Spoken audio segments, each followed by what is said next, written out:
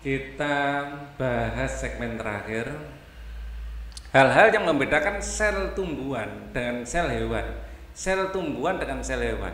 Ya, 1, 2, 3 benar A, 1, 3 benar B, 1, 2, 4 benar C, hanya jika 4 ya, jika hanya 4 yang benar dan E semua benar. Oke. Hal-hal yang membedakan sel tumbuhan dan hewan, plasmodesmata, kloroplas, jelas kloroplas ya.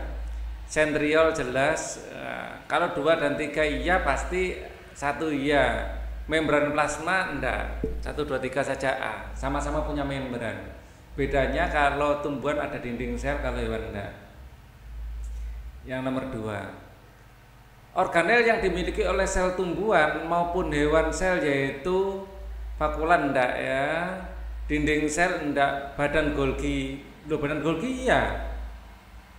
Iya, badan Golgi itu. Dinding sel jelas enggak ya.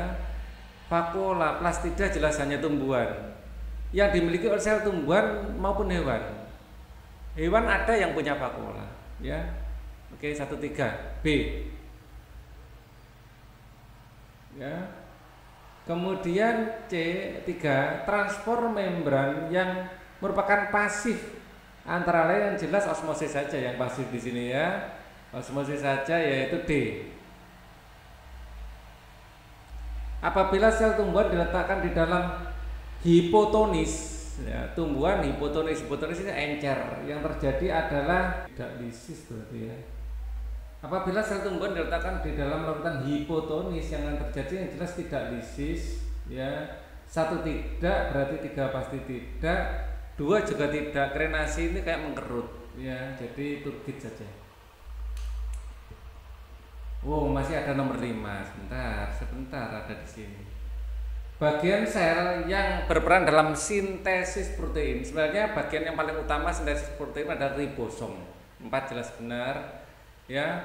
Tetapi retikulum endoplasma ini juga berperan untuk membantu proses untuk mendapatkan materinya ya.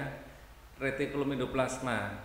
Kalau 3 iya, sitoplasma iya pastilah. Cairan sel itu untuk tempat kemana-mana ya, apa mediumnya, dan inti sel adalah yang mengaturnya. Semua benar, berarti ya, inti sel itu yang mengatur dalam proses sintesis. Resep dari proteinnya itu yang memiliki adalah inti sel. Jadi semua berperan. Jadi jawabannya adalah yang E.